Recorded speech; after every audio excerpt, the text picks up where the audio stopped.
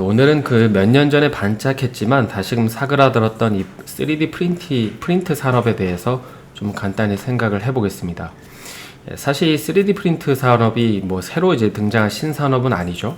2013년에 그 오바마 대통령이 좀 적극적으로 육성시킨 이후부터 좀 꾸준히 이렇게 성장하던 산업이었지만 그럼에도 어쩌면 조금 더 다시 커질 수도 있겠다라는 생각입니다. 그리고 이제 그 트리거는 아이러니하게도 최근에 이슈가 되고 있는 이 화성 탐사 사업을 보면서 좀 그런 생각을 하게 됐는데요. 뭐 당장 이제 벌어질 일은 아니지만, 근데 이제 생각을 좀 이어보면, 그래서 이런 결론까지 좀 도달을 한 것이기 때문에 한번 흥미롭게 들어보시면 될 것 같습니다. 일단 이제 현재 인류 같은 경우에는 이 화성에 가기 위해서 여러 가지 시도를 하고 있죠. 단기적으로는 뭐 화성 탐사가 있고, 그리고 또 이제 중장기적으로 보면 이 화성에 거주할 계획도 가지고 있습니다. 현재 이제 이론적으로 지구에서 화성에 도착하는 데는 여기 기사에 보니까 뭐 짧게는 80일에서 이제 길게는 한 150일 정도가 소요된다고 하는데, 조금 더 이제 디테일한 계획을 보게 되면 2024년도에 최초로 사람을 보내고, 그러니까 화성에 보내고 2050년까지 무려 이제 100만 명의 인구를 화성에 이주시킬 계획이라고 합니다. 그럼 이제 진짜로 사람이 화성에 살 수 있을까요? 뭐 이에 대해서는 사실 여러 가지 의견들이 좀 분분하게 있지만, 일단 이제 공식적으로 좀 알려진 바에 따르면 이 보시는 것처럼 이제 화성의 토양은 이 건축 재료에 유용하게 사용할 수 있다고도 하고, 또 이제 얼음이 존재한다는 사실도 밝혀지면서 인간 생존에 필요한 물도 흘렀을 가능성이 많다는 의견이 좀 주류 의견인 것 같습니다. 그리고 또 이제 화성의 거주 그 자전 주기를 보면 24시간이기 때문에 지구랑 거의 똑같고, 기울기도 한 25도 정도이기 때문에 지구랑 거의 비슷해서 계절 변화도 좀 관측을 할 수 있다고 합니다. 그리고 또 무엇보다도 지구와의 거리가 이제 다른 행성 대비 상대적으로 가깝기 때문에 이제 물건을 주고받기에도 유리하다고 하죠. 하지만 그렇다 하더라도, 그럼에도 불구하고 화성은 인간이 살기에는 매우 척박한 환경을 가지고 있습니다. 일단 이제 표면 온도만 하더라도 영하 140도고, 또 이제 중력도 지구의 한 40% 정도밖에 되지 않아서 뭐 그 정도의 중력이면 사람의 근육이나 뼈에도 좋지 않은 영향을 미치겠죠. 그리고 이제 특히 자기장이 존재하지 않아서 중력이 약한 건데, 그러다 보니까 대기도 되게 매우 희박하고, 그러니까 산소나 수증기가 존재하기는 하지만 매우 적은 양만 분포하고 있기 때문에 사람이 살기에 결코 적합한 환경이 아닙니다. 그래서 이제 이런 이유 때문에 현재 화성에서는 이 생명체의 흔적을 찾아볼 수가 없는 것이죠. 그럼 이제 이런 상황에서 이게 왜 3D 프린터랑 좀 관련이 있는 걸까요?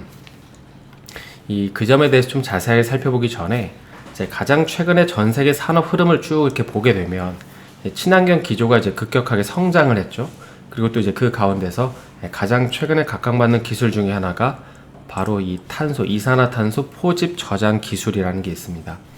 이 탄소 포집 그리고 이제 저장 기술이라는 거는 이제 다량의 이산화탄소가 이렇게 대기 중으로 방출되는 걸 방지하는 거거든요. 그래서 이론상으로 이 기술이 전 세계적으로 보편화가 되면 추후에 이제 이산화탄소 배출량의 약 최대 90%까지를 줄일 수 있다고 합니다. 그리고 이제 이렇게 포집된 그 이산화탄소는 필터를 거쳐서 땅에 묻거나 이런 식으로 이제 땅에 묻거나 재활용을 하게 되는데, 이걸 약간 어려운 말로 DAC라고 부릅니다. 이렇게 생긴 이제 기계를 말하는 건데요. 그래서 이 DAC 공장이 한 개 있으면 나무 4천만 그루가 빨아들이는 이 이산화탄소의 양과 같은 효과를 낼 수 있다고 합니다. 그래서 산술적으로 이제 계산을 좀 해보니까 이런 공장이 전 세계에 4만 개가 있으면 이 전 세계에 있는 공기 중에 있는 모든 이산화탄소를 제거할 수 있다고 합니다. 그러니까 엄청난 거죠. 따라서 이런 이유 때문에 이제 화성 거주 긍정론자들은 이 기술에 대한 기대감이 이제 상당할 수밖에 없는 거고, 이제 대기의 조건, 그러니까 화성의 대기 조건을 사람이 생존할 수 있게 바꿀 수 있다고 이제 믿고 있는 것입니다. 그래서 이제 현재 이런 탄소 포집 기술에 더해서, 그러니까 지금 뭐 이 외에도 탄소 배출을 줄이려는 모든 노력들은 어쩌면 이제 인류가 화성에서 사용할 기술을 지구에서 먼저 선제적으로 활용해 보는 게 아닌가 싶긴 합니다. 마치 이제 테라포밍을 하는 것처럼 말이죠.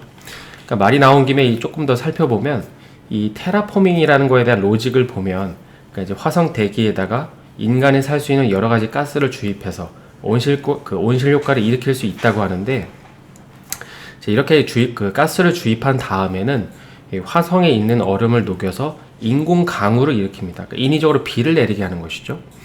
그 다음에 이제 인위적으로 폭발을 또 일으켜서 대기를 뜨겁게 만든 다음에 이제 마지막으로 주변에 있는 그 주변에 이제 식물을 심는 게 있습니다. 그리고 또 이제 식물을 심게 되면은 그 미생물도 같이 자라잖아요.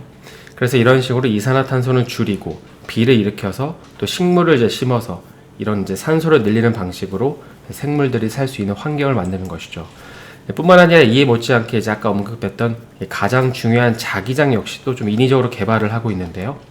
저는 이제 이런 부분에 좀 관심이 있어서 챙겨보는 편인데, 최근에 이제 몇 년 전에 나사에서 이 인위적으로 이제 자기장 발생 장치를 설치해서 인공으로 자기장을 만드는 이벤트가 있었습니다. 바로 이제 이건데요. 뭐 그림만 보시면 약간 어려우실 수 있겠지만, 그러니까 쉽게 말해서 이제 화성에는 자기장이 없기 때문에 인위적으로 먼 곳에서 화성의 자기장을 쏘아서 이제 보내준다는 것이죠. 이 자기장이 중요한 이유는 이제 태풍, 그러니까 만약에 이제 태양풍이 불면 막아낼 수단도 없고 대기층이 이제 형성되지도 않기 때문인데요. 아무튼 그래서 이 모든 게 결국 가능해지면 마지막으로 이제 사람이 거주할 수 있도록 건물을 지어야겠죠. 그리고 이제 그 방식은 이제 오늘 얘기할 바로 3D 프린트 산업이라는 것입니다. 사실 이 얘기를 하려고 조금 서론이 길었는데요. 이 3D 프린트의 장점은 신속하게 뭔가를 만들 수 있다는 장점이 있죠. 실제로 이 3D 프린트는 다양한 건설 분야에서 활용이 되고 있는데, 그런데 이제 만약 지구가 아니라 뭐 조만간 계획하고 있는 달 같은 데다가 집을 짓는다고 하면 어떨까요? 건자재를 직접 달까지 실어 날라서, 그리고 이제 레미콘이 뭐 시멘트를 만들어서 달에서 건물을 들어 올릴까요? 말이 안 되죠. 이런 식으로 이제 만들어야 됩니다. 그래서 뭐 아직까지 이제 화성을 이주한다는 건 가성에 불과하기 때문에 앞서 언급한 뭐 탄소 포집 기술이라든지 뭐 인공 자기장 이런 산업들은 지금이야 이제 각광을 받지만 산업이 조금 더 커지는 데는 시간이 필요할 텐데, 이제 그럼에도 이 3D 프린팅 산업 같은 경우에는 이제 화성이 아니라 이제 달 같은 경우에도 당장 중국과 미국이 좀 사람이 살 수 있는 기지를 건설한다고 하잖아요. 그래서 만약 달에서 건물을 짓는다면 그 방식은 단연히 3D 프린트 방식이 되지 않을까 싶긴 합니다. 그래서 이제 그 전에 한번 지구에서 크게 쓰임새가 있는 방식으로 좀 각광을 받지 않을까 싶긴 한데요. 왜냐하면 이제 시행착오라는 게 필요하기 때문입니다. 그러니까 달에서 시행착오를 하는 게 아니라 지구에서 충분히 시행착오를 해야 되기 때문인 것이죠. 그러니까 마치 이제 현재 이산화탄소 포집 기술에 대한 시행착오를 화성이 아니라 지구에서 계속하고 있는 원리와 같은 것입니다. 그래서 현재 이 3D 프린트 관련 산업을 영위하는 기업들을 보면 이제 미국에는 그 3D 시스템즈라는 기업이 있고, 또 나노 디멘션이라는 이 관련 PCB 사업을 영위하는 기업도 있는데요. 그리고 이제 돈담으로 유명한 그 아크 인베스트가 운영하는 3D 프린팅 ETF라는 것도 있습니다. 물론 이제 국내에는 약간 휴림 로봇이라고 해서 이 3D 프린트 모션 컨트롤 기술이 있는 기업이 있는데, 사실 이거는 뭐 그렇게 크리티컬한 기술은 아니기 때문에, 그리고 또 대기업들은 뭐 이쪽 분야에서 사업을 하는 대기업이 없어서 국내에는 이제 3D 프린트 관련 기업을 영위하는 상장사는 거의 없다고 보시면 될 것 같습니다. 그래서 개인적으로는 이제 관련 ETF로 먼저 포지션 구축을 한 다음에 조만간 이제 커질 산업 내에서 특히 이제 더 커지는 부분에 좀 집중적으로 이제 베팅을 할 수 있는 방법이 있겠죠. 그래서 이런 방식으로 조금 활용해 보면 도움이 되지 않을까 싶습니다. 그래서 오늘은 그 3D 프린트 산업과 연결지어서 간단히 좀 이러저러한 생각을 해봤는데요. 연이 힘든 장이지만 계속해서 힘내시고 저는 내일 다시 인사드리겠습니다. 오늘 영상이 도움이 되셨다면 좋아요와 구독 부탁드립니다.